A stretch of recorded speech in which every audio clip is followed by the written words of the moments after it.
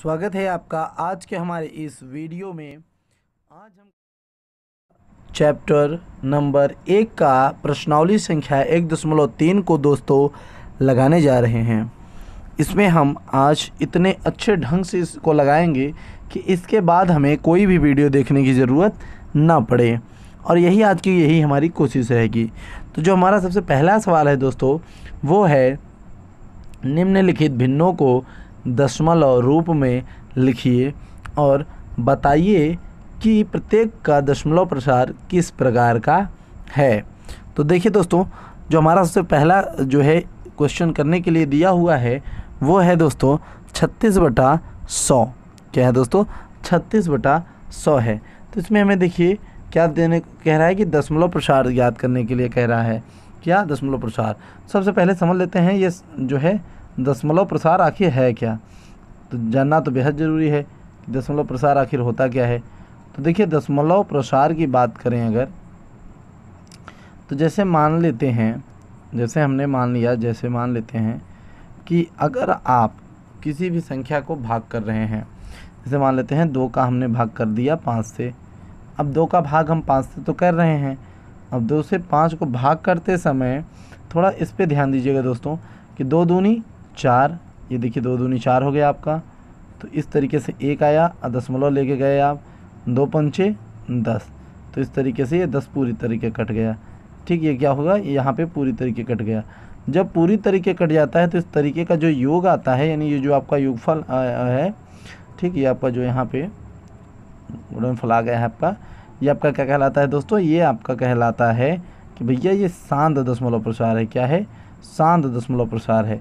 लेकिन अगर यही बात कर दी जाए 3 से 10 को भाग करने की, तो 3 तिरिका माफ़ करिएगा 3 तिरिका 9, फिर 1 आ जाएगा, दशमलव लेके जाएंगे, फिर 0 आ जाएगा, 3 तिरिका 9, फिर ये 1 आएगा, फिर 0।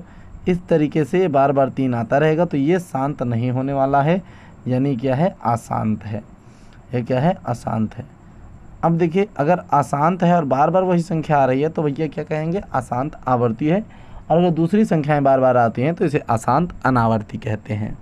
ठीक दोस्तों, समझ में आ गया होगा बेहतर ढंग से। तो इस तरीके से जब हम इस सवाल को लगाते हैं तो हमारा ये वाला सवाल जो है दोस्तों क्या होगा, हम भाग कर लेंगे। जब हम भाग करेंगे 100 से 36 को जब हम भाग करते हैं तो हम क्या देखेंगे कि दशमलव ले जाना पड़ेगा, जिससे 0 आ जाएगा। ठीक दोस्तों, जिससे 0 आ जाएगा। अब फिर हमें क्या करना पड़ेगा दोस्तों? अब 3 से हम भाग कर सकते हैं दशमलव लगाने के बाद। दशमलव लगाने के बाद हम 3 से भाग करेंगे। जब हम 3 से भाग करेंगे तो यहाँ पे 300 हो जाएगा, ये तो कट जाएगा, यहाँ पे 60 उतरेगा।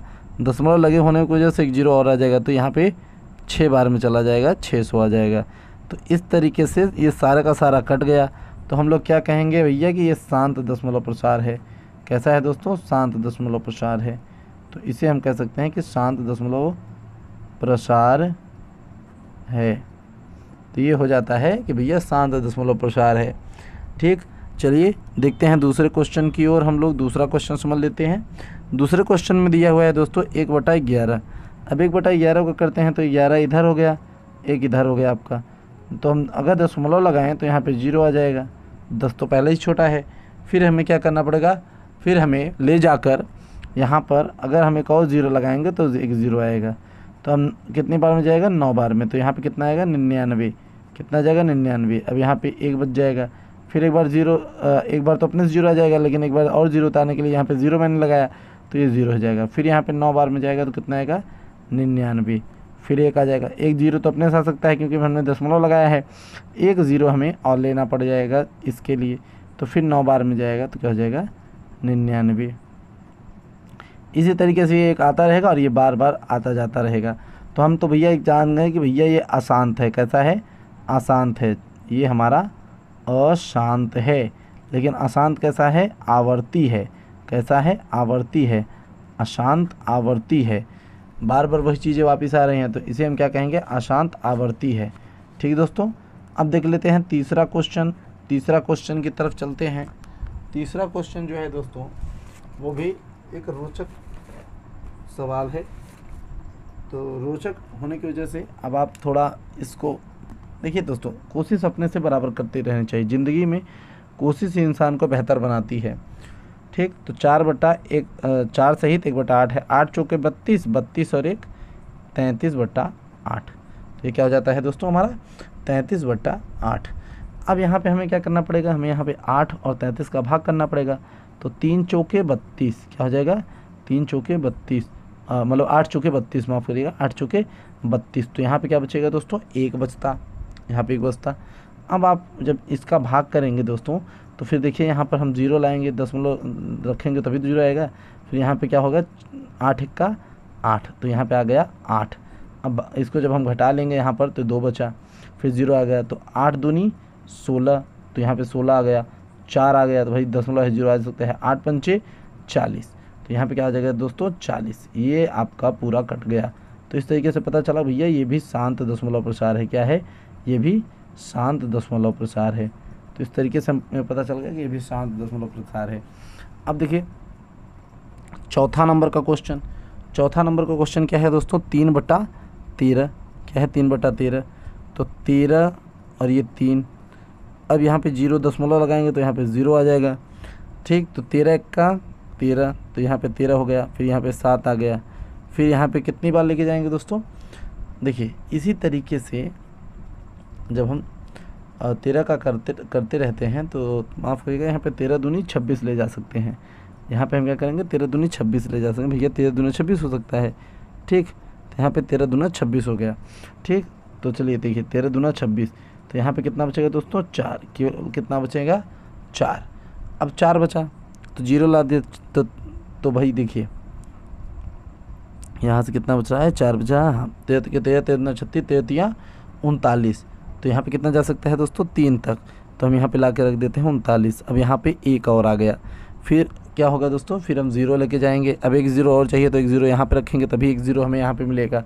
ठीक दोस्तों, अब 13 सते 91। तो यहाँ पे अब क्या करेंगे, 13 सते 91। अब 91 रखेंगे तो जब घटाएंगे तो दोस्तों 9 आएगा, तो 1 0 दशमलव की वजह से आ गया। अब क्या आएगा, 13 छक्के 78। तो यहाँ पे कितना आ जाएगा दोस्तों, 13 छक्के 78। ठीक, तो अब यहाँ पे देखिए, यहाँ पे आपका 2 बचा, 1 0 ये बचा, और फिर उसके बाद 0। ठीक, अब देखिए 120 आ गया है। अब 13 नवैया, अब यहाँ पे क्या लेके जाएंगे, 13 नवैया 117। 13 नवैया 117। तो यहाँ पे अब कितना आएगा दोस्तों, अब देखिए 120 में फिर 3 आ जाएगा। फिर यही संख्याएँ वापस आना शुरू हो जाएंगी। तो इस तरीके से हमें एक चीज़ और पता चल गया भैया कि ये भी क्या है, अशांत है। कैसी है, अशांत है। तो ये अशांत है, अशांत आवर्ती है। कैसा है, अशांत आवर्ती है। ठीक, तो अशांत आवर्ती है, ये तो बहुत अच्छी बात है। इसी तरीके से देखिए आप लोग सारे के सारे बारीक सवालों को करते चलिए और सारे के सारे सवालों का आंसर आपको मिलता चलेगा। कोई बहुत मुश्किल सवाल नहीं है। अब देखिए अगला सवाल जो है आपका 5वां नंबर सवाल, 2/11 की खेल है। तो यहाँ पे 11 और ये 2। ठीक, तो यहाँ पे 0 दशमलव लगा, यहाँ 20 आ गया। अब यहाँ पे एक बार में लेके जाएंगे तो यहाँ पे 11 आ जाएगा, यहाँ 9 हो जाएगा। फिर देखिए यहाँ पे 0 आ जाएगा, फिर यहाँ पे 8 और ये आपका 88 हो जाएगा। फिर यहाँ पे 2 आएगा, फिर यहाँ पे 1 0 आ जाएगा, तो एक बार फिर हो जाएगा। फिर यहाँ पे क्या आ जाएगा दोस्तों, फिर एक बार से यहाँ पे ये आ जाएगा, और फिर आपको वही आपको बार बार 1 8 1 8 इस तरीके से मिलता रहेगा दोस्तों। तो हम इसको क्या कह देंगे भैया कि हाँ ये भी क्या है, हमारा अशांत है। क्या है, अशांत है। और कैसा है, आवर्ती है, अशांत आवर्ती है। ठीक, तो हमने लिख दिया भैया कि ये अशांत आवर्ती है।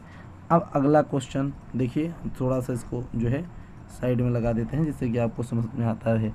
अगला क्वेश्चन है हमारा 6वां नंबर का क्वेश्चन है भाई, 6वां नंबर का क्वेश्चन है। 6वां नंबर का क्वेश्चन क्या है दोस्तों, दिया हुआ है 329/400 और 329/400।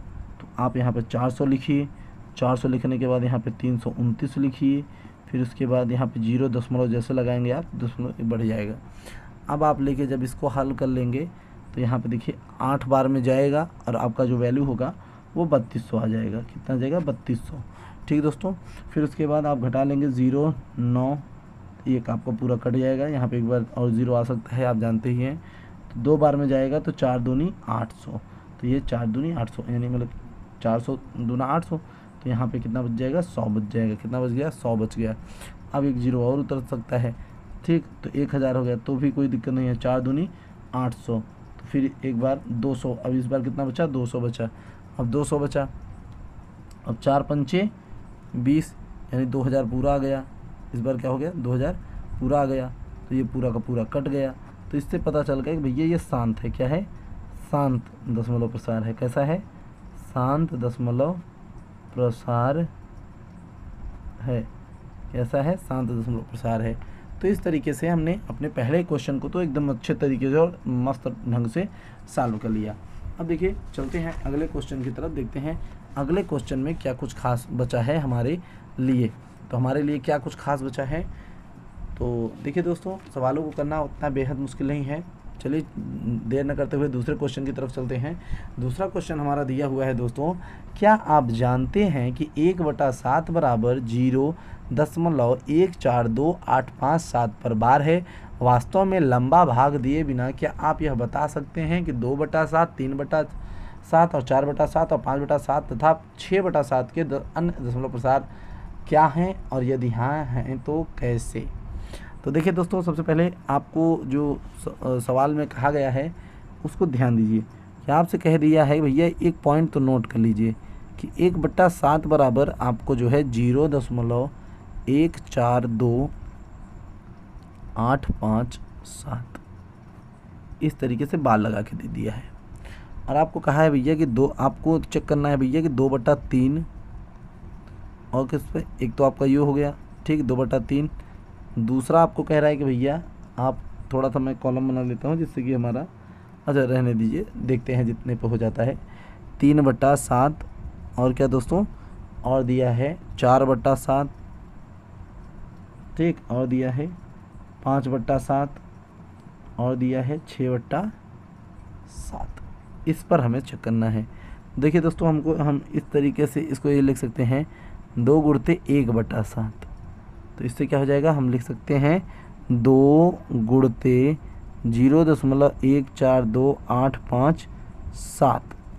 अब जब हम इसका और इसका गुणा कर देंगे दोस्तों, देखिए इसका जब गुणा कर देंगे तो हमारे पास जो वैल्यू निकल के आएगा वो हो जाएगा 0.285714। तो हमारे पास ये वैल्यू निकल के चला गया। और कैसे आ गया देख लीजिए, आपने देखा है, ठीक। अब इसी तरीके से हम करेंगे 3 गुणते 1/7। तो हमारे पास जो वैल्यू निकल के आएगी दोस्तों, 3 गुणते 1/7 का जो वैल्यू निकल के आएगा वो हो जाएगा 0.42। देखिए 0. जब हम इसका इसमें भी ऐसा ही करना पड़ेगा, तो जो इसको गुणा करने पर वैल्यू क्या आ जाएगा 0.428571।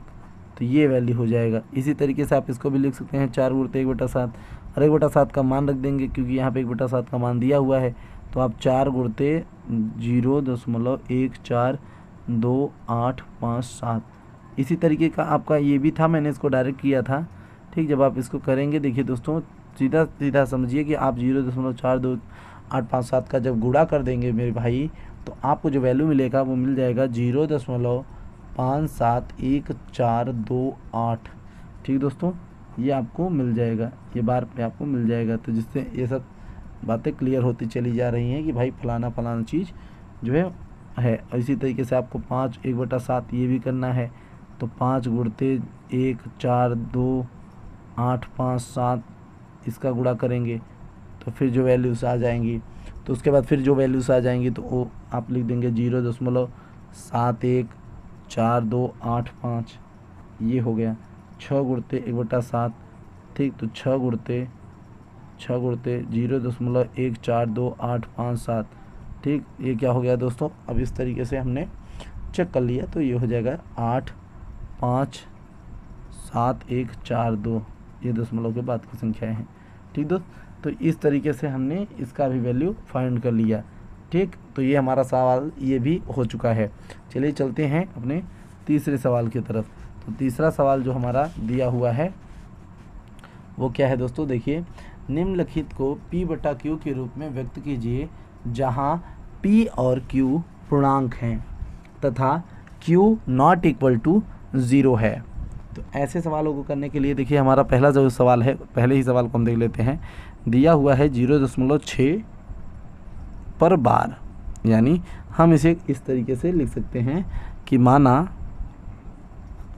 यक्स बराबर 0.6666, इस तरीके से 66 है। अब हम क्या करेंगे, अब हम इसको समीकरण 1 बना लेते हैं। तो अब लिखेंगे हम समीकरण 1 में 10 से गुणा करने पर, इस तरीके से हम लिख देंगे गुणा करने पर। तो इस तरीके से इसमें जब 10 का गुणा करेंगे तो ये 10 एक्स हो जाएगा, और इसमें करेंगे तो 1 दशमलव उधर उठ के चला जाएगा, तो ये हो गया इतना। ठीक, ये हो गया हमारा समीकरण नंबर 2। अब हम लिखेंगे समीकरण 2 में से समीकरण 1 को घटाने पर, तो समीकरण 2 में से घटाना है तो यहाँ पे लिख दीजिए 10x बराबर 6 x बराबर 0.666। अब देखिए जब यहाँ पे हम घटा रहे हैं तो 10x में से जब 1x चला गया तो 9x बचा। यहाँ पे देखिए 0 0 0 इसी तरीके से बराबर यहाँ पे केवल 6 बचा। तो यहाँ पे अब देखिए अगर आप देखें तो x बराबर 6/9 हो गया।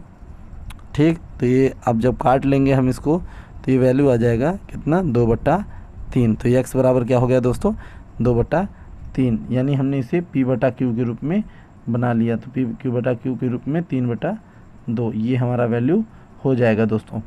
इस तरीके से हमने ये मान निकाल लिया।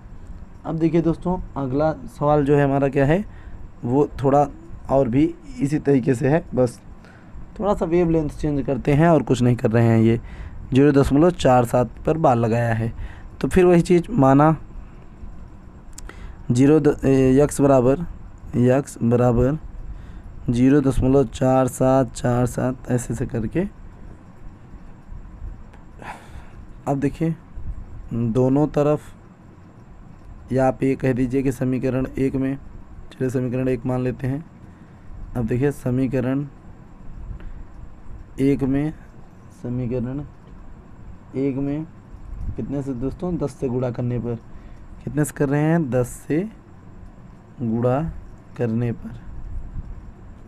तो यहाँ पे करेंगे तो हो जाएगा 10x बराबर 4.747, समीकरण 2 हो जाएगा। अब हमें क्या लिखना पड़ेगा दोस्तों, इस तरीके से हम लिखेंगे अब कि भैया समीकरण 2 वाला तो हमारा हो गया, तो भाई समीकरण 2 ये है हमारा। तो अब हम इधर लिख सकते हैं कि समीकरण 2 को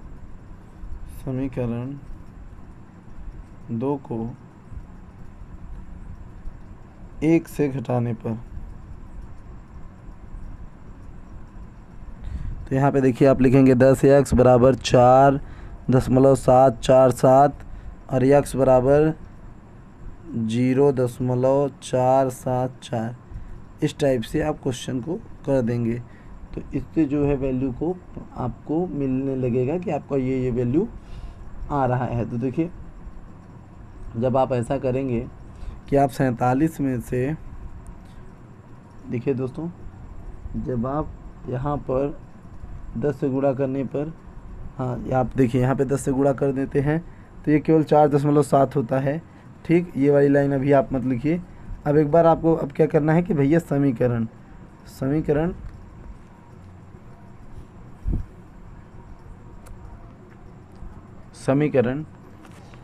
यहाँ पे जो हमने दोस्तों 10 से गुणा किया है, यहीं हम 100 से कर देते हैं। ठीक, यहीं पे हम क्या करते हैं 100 से कर देते हैं, क्योंकि थोड़ा सा मिस्टेक में आ जाएगा। तो इससे क्या होगा, यहाँ पे 100x हो जाएगा और ये हमारा दशमलव यहाँ 47 पे लग जाएगा। ठीक, बस इतना होता है और कुछ नहीं। ठीक, इसको थोड़ा सा ऐसा इरेज कर लीजिए और अब जो है इसके नीचे इसको समझिएगा कि ये क्या हो जाएगा 100x में से। ठीक, अब हाँ अब थोड़ा सही हो जाएगा, 47 इधर आप समझ लीजिए, अब इधर x और इधर आप समझ लीजिए 0.4। इस तरीके से आप समझते चलिए। ठीक दोस्तों, तो इस तरीके से समझेंगे तो 47 में से 4 जाएगा तो 43 आ जाएगा। ठीक, और 100 में से x जाएगा तो यहाँ पे 99x आ जाएगा, बराबर हो जाएगा तो x बराबर अब वैल्यू आ जाएगा 43/99। तो हमने निकाल लिया कि भैया p/q बराबर क्या आ गया 43/99। जय माता दी, आंसर आ गया। ठीक दोस्तों, अब चलिए आगे के देखिए, आगे का सवाल हमारा समीकरण नंबर 3, माफ़ करिए क्वेश्चन नंबर 3। तो क्वेश्चन नंबर 3 में क्या है 0.001, और इस पर जो है आपको बता देखिए जितने अक्षरों पर बार है उतना आपको करना पड़ेगा। ठीक दोस्तों, तो हम लिखते हैं माना x बराबर 0.001। ठीक, इस तरीके से 001 आप जो भी मान लीजिए, आप इतना भी मान सकते हैं, कोई दिक्कत नहीं है। अब हम लिखेंगे कि समीकरण 1 ये हमारा हो गया, तो हम लिख देंगे कि समीकरण 1 में 1000 से गुणा, चलिए कर देते हैं। तो ये हो जाएगा 1000x बराबर 1, केवल 1 होगा। आपको पता है इस बात का कि भैया अगर हम ये करेंगे तो भाई 1000 में से हमारा केवल 1 ही आएगा और बाकी सब 0.001 हो जाएगा। तो अब ये समीकरण नंबर 2 समझ लीजिए। अब समीकरण, अब क्या हो जाएगा समीकरण, आप इसको इधर 0.00001 समझ सकते हैं यहाँ पर। ठीक, तो ये आपका ऐसे हो जाएगा। तो समीकरण 2 से 1 घटाने पर, मतलब समीकरण 1 घटाने पर ना, तो दोस्तों इस तरीके से करेंगे तो क्या हो जाएगा आपका 1000x हो जाएगा, इधर हो जाएगा आपका 1.000 या 1 यहाँ पे रहता है। तो आप यहाँ पे x बराबर 0.001, तो यहाँ से जब आप माइनस करेंगे तो यहाँ पे तो 999x हो जाएगा। इधर क्या हो जाएगा दोस्तों, देखिए ये तो आपका 0 हो जाएगा और बाकी आपका 999 आ जाएगा। क्या आ जाएगा 999 आ जाएगा। इसी तरीके से 001 करके करेंगे तो इधर आपका क्या आ जाएगा दोस्तों, आपका यहाँ देखिए यहाँ पे ये आपका 0 आ जाएगा, ये आपका 0, ये आपका 0 और ये आपका जो है 1 आ जाएगा। तो यहाँ पे x बराबर क्या हो जाएगा दोस्तों, देखिए माफ़ करिएगा थोड़ा मैंने ध्यान नहीं दिया। देखिए होगा क्या दोस्तों, यहाँ पे 1 सामने हो जाएंगे तो ये 0 हो जाएंगे, ये 0 हो जाएंगे, ये भी 0 हो जाएंगे और ये 1 है तो इसलिए 1 आ जाएगा। तो x बराबर 1/999 हो जाएगा। कहा था ना मैंने कि आपका 999 आ जाएगा। तो यहाँ पे p/q आपका निकल के आ गया 999। ठीक दोस्तों, इस तरीके से हमने निकाल लिया कि ये हमारा वैल्यू 999 आ जाएगा।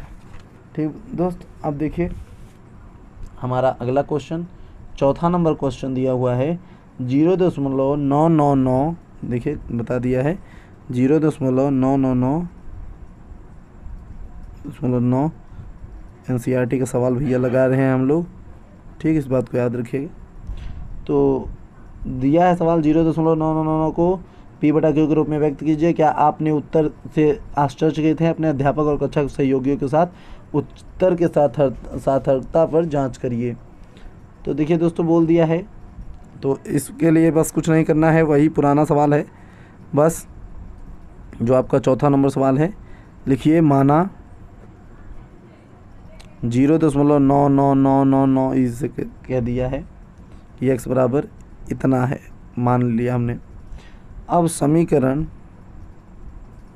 क्या दोस्तों, अब समीकरण 1 को 10 से गुणा कर देते हैं। कितने से? 10 से गुणा कर देते हैं तो कितना हो जाएगा दोस्तों, 10x बराबर 9.9999। अब लिख दीजिए समीकरण 2 को समीकरण 1 से घटाने पर तो हो जाएगा 10x बराबर 9.999, x बराबर 0.9999। इस तरीके से यहाँ 9 आ गया और यहाँ पे आ गया 9x। इस तरीके से क्या हो गया 9x। तो इस तरीके से हम क्या करेंगे, x बराबर 9/9 और ये कट गया पूरा तो ये हो जाएगा 1। तो इस तरीके से वैल्यू जो निकल के आ जाएगी क्या हो जाएगा, x बराबर 1। ठीक, तो ये हो गया x बराबर 1, कोई दिक्कत नहीं, आ गया सवाल आ गया। अब 5वां नंबर क्वेश्चन दोस्तों, 5वां नंबर क्वेश्चन देखते हैं कि 5वां नंबर क्वेश्चन क्या है। तो बोला है कि 1 के दशमलव प्रसार में अंकों के पुनरावृत्ति खंड में अंकों की अधिकतम संख्या क्या हो सकती है।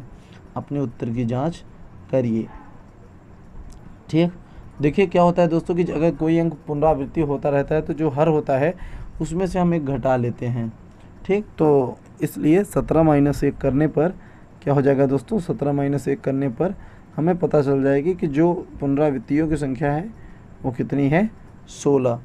फिर उसके बाद दोस्तों जब आप भाग करेंगे तो आपकी स्क्रीन के सामने जो भाग दिख रहा है, तो दोस्तों देखिए ये भाग कुछ इस प्रकार से जो है दोस्तों लगा होगा और इसका आंसर भी आपको निकला होगा। ठीक दोस्तों, तो इस तरीके से ये हमारा सवाल भी हो गया। चलिए दोस्तों अगला सवाल देख लेते हैं जो कि हमारा है 6वां क्वेश्चन। 6वां क्वेश्चन क्या है दोस्तों कि P/Q के रूप में परिमेय संख्या के अनेक उदाहरण लीजिए जहां P और Q पूर्णांक है जिनके एक के अतिरिक्त अन्य कोई उभयनिष्ठ गुणनखंड नहीं है और जिसका शांत दशमलव निरूपण प्रसार है। क्या आप अनुमान लगा सकते हैं कि Q को कौन सा गुण अवश्य संतुष्ट करना चाहिए। देखिए दोस्तों, सबसे पहली बात अगर हम करें परिमेय संख्याओं की या किसी की भी, तो साथ साथ ही दशमलव प्रसार की भी, तो देखिए एक रूल होता है कि अगर दशमलव प्रसार आप चेंज कर रहे हैं तो हर का जो है वो 2n × 5m, कुछ ऐसा ये जो चीज़ है ये होना चाहिए। चाहे तो ये m हो, यानी ये भी आप कह सकते हैं कि ये दोनों जो है हर के नीचे होने चाहिए। मतलब ये रूल तो बिल्कुल बेसिक सी बात है, इसे फॉलो करना चाहिए। अगर वो दशमलव प्रसार शांत है तो, अगर वो दशमलव प्रसार शांत है तो ठीक, शांति के लिए, जो शांत होता है शांत के लिए ये रूल है। तो और अब जो है हम कुछ अपने से उदाहरण ले लेते हैं। जैसे मान लीजिए मैंने कोई एक उदाहरण 1/2 ले लिया, कोई उदाहरण मैंने 1/4 ले लिया, कोई उदाहरण मैंने किसका ले लिया भैया, 5/8 ले लिया, मैंने कोई उदाहरण क्या ले लिया, 36/25 ले लिया, मैंने कोई उदाहरण क्या ले लिया, 7/125 ले लिया और 9/20। इसी तरीके से अन्य कई और हैं।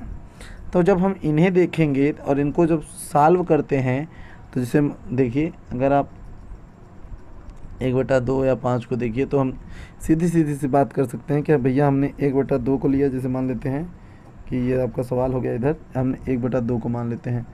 अगर हम 5 के साथ गुणा करें दोनों को तो देखिए यहाँ पे हमें मिल रहा है कि हर के पास 2 पे घाते 1 और 5 पे घाते 1 आ गया है, यानी व्यवस्था 2m × 5 घाते n पर हो चुकी है, यानी ये शांत है।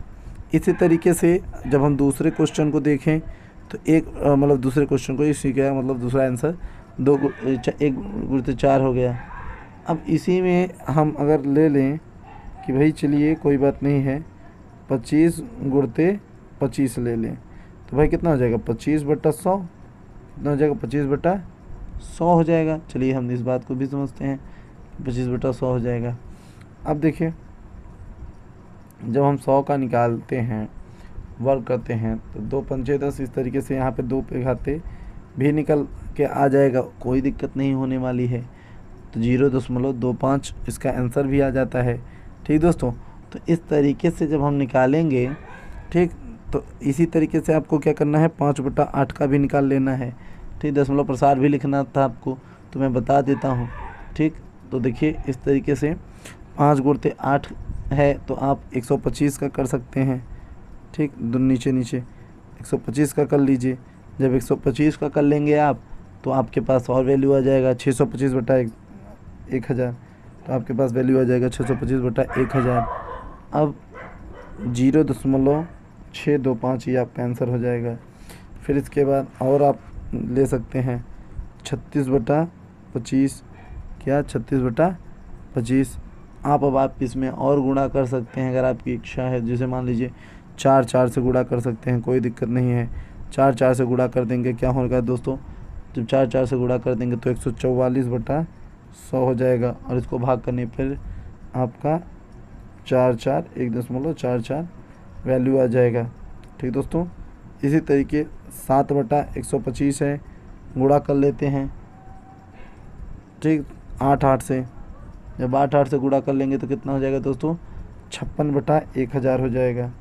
जब इनको हम सॉल्व कर लेते हैं तो 0.056 इस तरीके के आंसर हमको मिल जाते हैं। इसी तरीके से हम कई अनेक उदाहरणों को सॉल्व करके देख भी सकते हैं दोस्तों, ठीक। अब आगे चलिए दूसरा सवाल देख लेते हैं, जो कि हमारा 7वां क्वेश्चन है दोस्तों, कि ऐसी 3 संख्याओं को लिखिए जिनके दशमलव प्रसार अनावर्ती हों। तो ऐसे तो कोई भी संख्याएं हो सकती हैं, आपको केवल 3 संख्याएं लिखनी है दोस्तों, और 3 संख्याएं वो कुछ भी हों उससे आपका लेना देना नहीं है, ठीक दोस्तों। तो जो आपको इस समय स्क्रीन पर दिख रहा है दोस्तों, जो ये नंबर्स दिख रहे हैं, ये तीनों नंबर्स ही हल हैं इनके। तो इस तरीके से 7वां क्वेश्चन भी आपका हो चुका है, मान लीजिए। अब देखिए 8वां क्वेश्चन आपका दिया हुआ है कि परिमेय संख्याएं 5/7 और 9/11 के बीच 3 अलग अलग अपरिमेय संख्याएं ज्ञात करिए। तो कुछ मत करिए दोस्तों, बस आप सीधा सा दिमाग लगाइए। क्या दिमाग लगाएंगे आप? आपको करना है 5 को और 7 को भाग। एक बार आप भाग कर दीजिए 7 का 5 से, ठीक दोस्तों। क्यों देखिए बोला है 5/7 और 9/11 के बीच में हमें नंबर को पता लगाना है। तो एक बार भाग कर दीजिए। जब हम भाग कर देंगे तो हमारे पास वैल्यू आ जाएगा 0.71425। इसका वैल्यू तो ये आ जाएगा। और जब हम 11/9 का करेंगे तो इस तरीके से जो वैल्यू निकल के आएगा वो क्या आ जाएगा दोस्तों, हमारे पास 0.8181। तो ये वैल्यू आ जाएगा।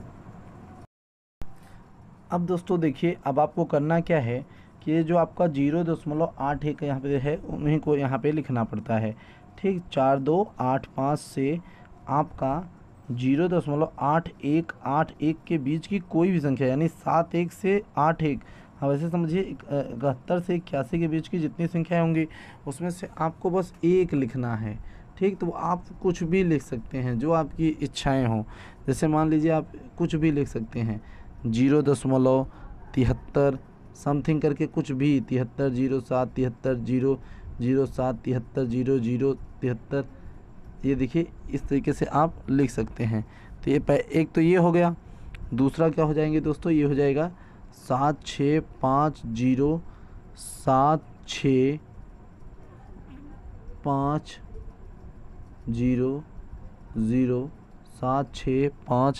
765000, इस तरीके से आप लिख सकते हैं। और तीसरा आपका हो जाएगा 0.80 800 800 8000, इस तरीके से आप और लिख सकते हैं। अब चलिए चलते हैं हम 9वें क्वेश्चन की तरफ।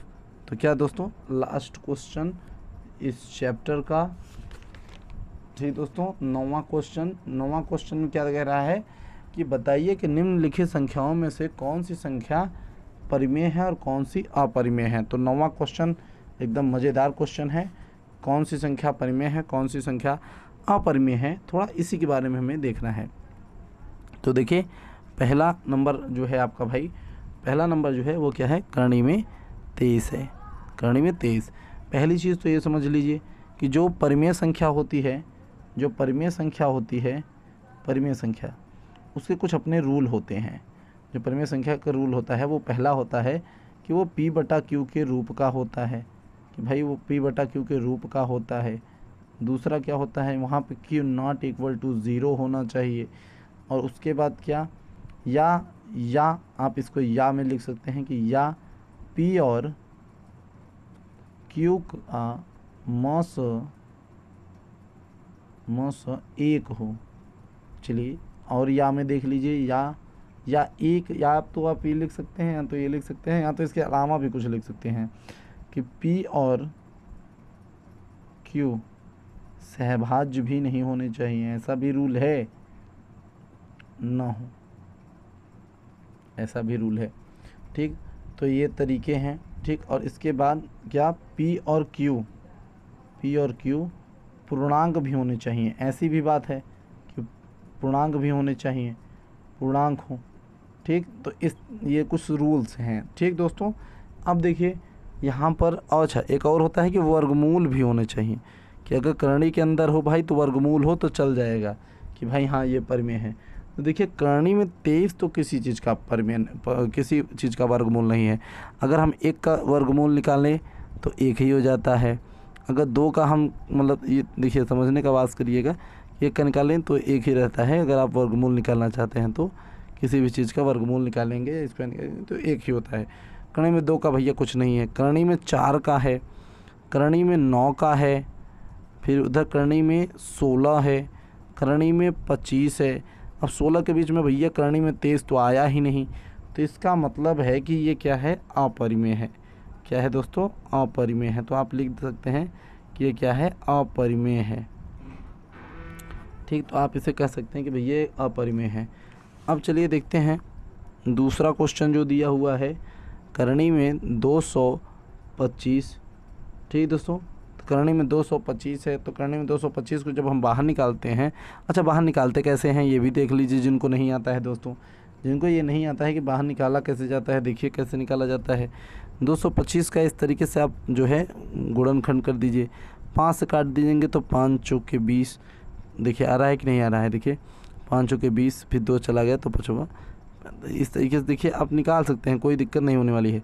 फिर आप 3 से काटेंगे तो यहाँ पे देखिए कट जाएगा, क्या आ जाएगा, देखिए 15 तिया 45। ठीक, तो आप 3 से काटेंगे तो फिर आपका क्या आ जाएगा, फिर आपका 5 आ जाएगा, और फिर 5 से काट देंगे तो 1 आ जाएगा। तो देखिए जोड़ा बनाना पड़ता है, 2 5 हो गए तो 1 5 बाहर आ गया, 1 ये तो 1 5 1 3 बाहर आ गया तो 15। इस तरीके से इसका वैल्यू तो 15 आ गया। तो इसका मतलब क्या हो जाएगा, ये परिमेय संख्या है। क्यों परिमेय संख्या है, क्योंकि एक रूल भी होता है इसका कि जो है देखिए पूरे रेशनल नंबर बिलोंग टू करते हैं किसको, किसको करते हैं दोस्तों, नेचुरल नंबर को। ठीक, तो जितने भी रेशनल नंबर होते हैं वो नेचुरल नंबर से ही आते हैं, तो इसलिए नेचुरल नंबर जितने भी होते हैं सब परिमेय होते हैं। जितनी भी संख्याएं हैं, जितनी भी प्राकृतिक संख्याएं हैं, सब की सब होती हैं। इसी तरीके से चलिए देखते हैं तीसरा क्वेश्चन। तीसरा क्वेश्चन जो है वो क्या दिया हुआ है, 0.3796, 0.3796।